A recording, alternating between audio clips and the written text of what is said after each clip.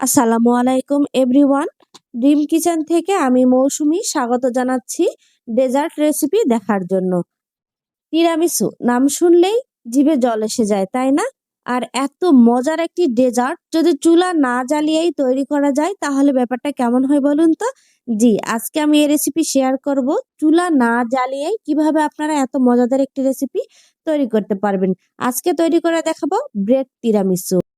Italian এই dessert কিভাবে instant তৈরি করা যায় আপনাদের সাথে এই রেসিপি শেয়ার করব। আশা করছি ভালো লাগবে। ভালো লাগলে ভিডিওটিতে লাইক দিয়ে চ্যানেলটি সাবস্ক্রাইব করে আমাকে সাপোর্ট করবেন, আমার পাশে থাকবেন। তো প্রথমে কফির মিশ্রণ তৈরি করে নিতে হবে। এখানে আমি 1 কাপ পরিমাণ পানি নিয়েছি, গরম পানি, আর এর সাথে দিয়ে দিচ্ছি 1 টেবিল চামচ পরিমাণ কফি। 10 টাকা দামের এমন 4 প্যাকেট কফি মেশালেই হয়ে যাবে 1 টেবিল চামচ পরিমাণ। এটা খুব ভালো করে মেশানো হয়েছে, আমি রেখে দিচ্ছি সাইডে। আর এখানে আমি একটা মিক্সিং বোলে নিয়ে নিচ্ছি 1 কাপ পরিমাণ হুইপড ক্রিম, নিয়ে নিচ্ছি 4 টেবিল চামচ পরিমাণ গুঁড়া দুধ, তার সাথে আমি দিয়ে দিচ্ছি 2 টেবিল চামচ পরিমাণ চিনি। এবার এটাকে খুব ভালো করে বিট করতে হবে। আমি এর সাথে হাফ চামচ পরিমাণ ভ্যানিলা এসেন্সও দিয়ে দিলাম। আপনাদের ভ্যানিলা এসেন্সে যদি সমস্যা হয় আপনারা ভ্যানিলা এসেন্স না ব্যবহার করলেও পারবেন। দিয়ে এটাকে আমি একটু সময় নিয়ে বিট করে নিব, তবে এটা খুব বেশি শক্ত করে ফেলা যাবে না, একটু নরম থাকলে যথেষ্ট। এরপর আমি এর সাথে দিয়ে দিচ্ছি ক্রিম চিজ। এটা ছোট যে টিনের কৌটা থাকে সে 1 কৌটা আমি ধরেই দিয়ে দিচ্ছি। দিয়ে এটাকে আবারও 5 মিনিটের মতো একটু বিট করে নিব। তো 5 মিনিট পর ক্রিম চিজটা খুব ভালোভাবে হুইপড ক্রিমের সাথে যখন মিক্সড হয়ে যাবে ঠিক এরকমটা হবে।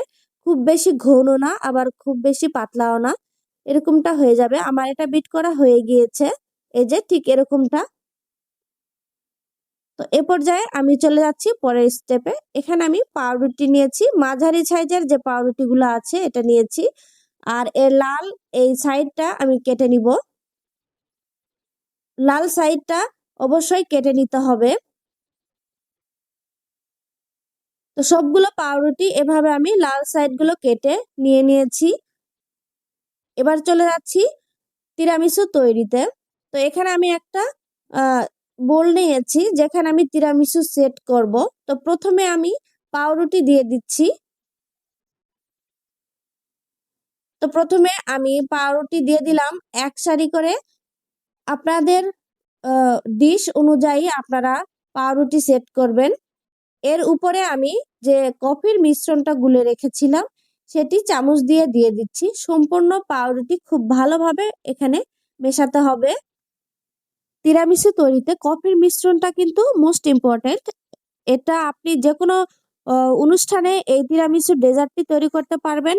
ঈদ, পূজা বা বাসার যে কোনো অনুষ্ঠানে এটা তৈরি করে যে কাউকে আপনি দিবেন আপনার প্রশংসা করবে।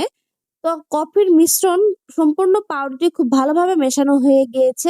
এরপর আমি যে ক্রিম তৈরি করে রেখেছিলাম সেটি সুন্দরভাবে পাউরুটির উপরে দিয়ে দিচ্ছি। আর সম্পূর্ণ পাউরুটি এই ক্রিম দিয়ে লেয়ার করে দিতে হবে।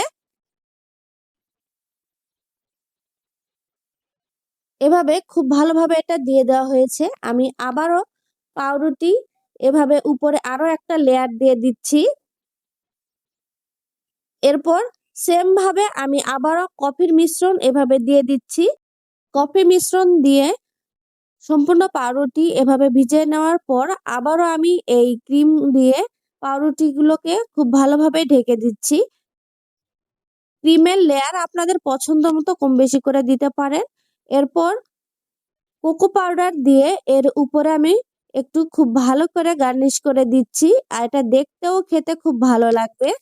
এরপর এটা আমার হয়েছে, আমি 2 ঘন্টার জন্য ফ্রিজে রেখে দিব। 2 ঘন্টা পর এটা আমি বের করেছি আর আপনাদেরকে কেটে দেখাচ্ছি এটা কতটা সুন্দর ও লোভনীয় হয়েছে। আপনারা অবশ্যই এটা একবার বাসায় ট্রাই করবেন। এটা খেতে খুবই মজাদার, খুবই ভালো লাগে এটা খেতে। বাচ্চারা তো এটা বিশেষ করে খুবই পছন্দ করে। এই যে দেখুন এটা কতটা নরম হয়েছে।